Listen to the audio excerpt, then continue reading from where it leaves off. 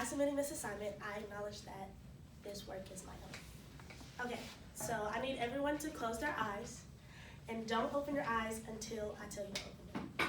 Okay. So imagine you're walking down the street and you're broke and you're really hungry and someone gives you money. If that makes you feel good, raise your hand. Okay. This time, I need you to imagine that you're walking down the street and you have $100 and you see a homeless man and his daughter. You know they're homeless because where you did your volunteer hours was the homeless shelter, whatever. And you give him $20 or $30 out of your $100. And you see the tears of joy coming out of his eyes and his daughter smiling. If that makes you feel good, raise your hand. Everyone keep your hands raised and open your eyes and look at your peers. So, according to Winston Churchill, from what we get, we can make a living. But from what we give, we can make a life. Hi, I'm Gabrielle Long, and I am your sophomore classmate in this class. So I did my service at the Charles W. Donaldson Scholars Academy, which is actually here on campus. According to the CWDSA website, the mission statement is, we aim to improve educational achievement by all students with special attention to African American students and others who are at risk of academic failure due to socioeconomic disadvantages or other factors. So what I did was I mentored a group of high school students to get them prepared for college life. The reason I chose this program was because I like to help others who helped me. So I currently do have a scholarship with this program, and I know that it made a great experience in my life, so I wanted to do that for another student.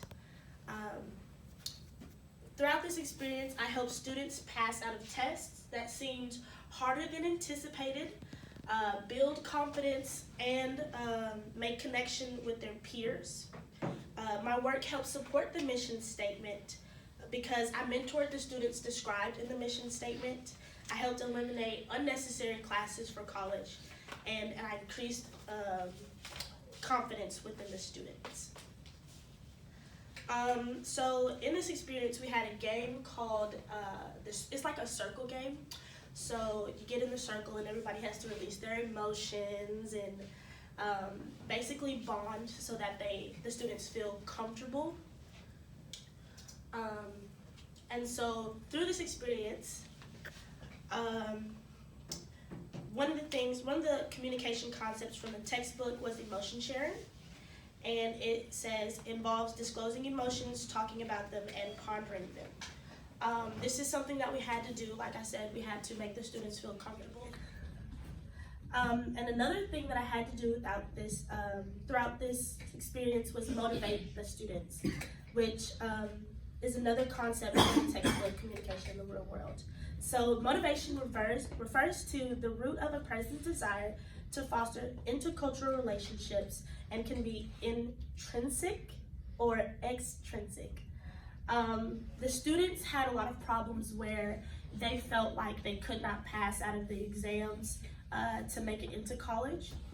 And basically what I had to do every morning was get my specific group of mentees up every morning, take them to breakfast, and have an actual sit-down conversation with them to let them know that everything is okay.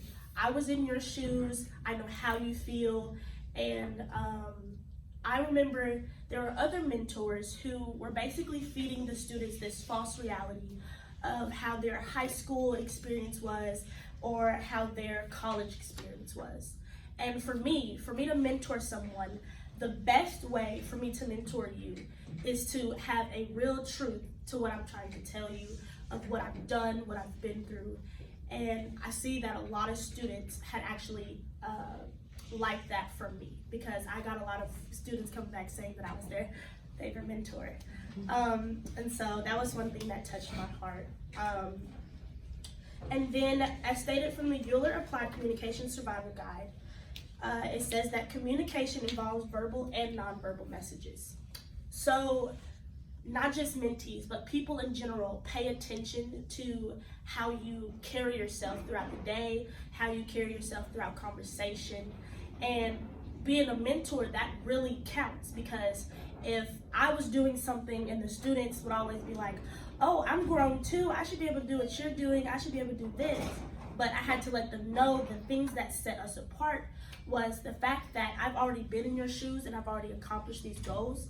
And I just need you to pay attention to what I'm doing and the information that I'm giving you so that you can get to that same spot. And then later on, we can both go party, you know?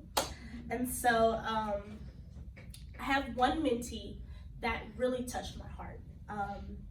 Cannot disclose his name for privacy reasons. But this one mentee was in a wheelchair, and he had a disability.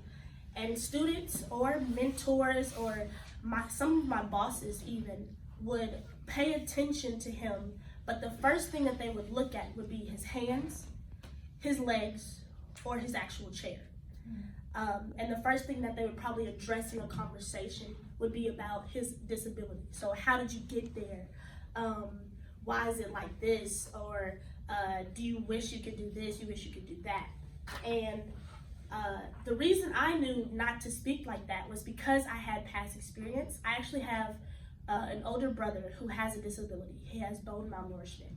And I was taught growing up to never look at someone with a disability as a disabled person, because they are still people. And you don't look at someone who's a disabled person because they want to be looked at as people. So when I had a conversation with him, I never made eye contact with his hands, nor did I make eye contact with his chair or his legs. I always paid attention to his face. And he said that that made him feel as if somebody really saw him for who he was. And so that touched me myself. And so I want you all to know that the mentees actually appreciate those who truly care for them, and they actually appreciate those who push them to keep going. So I need everyone to remember, and this is something that helps you out throughout life. It'll help you out with friends, anything, it doesn't matter.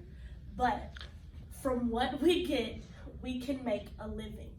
But from what we give, we can make life. Thank you.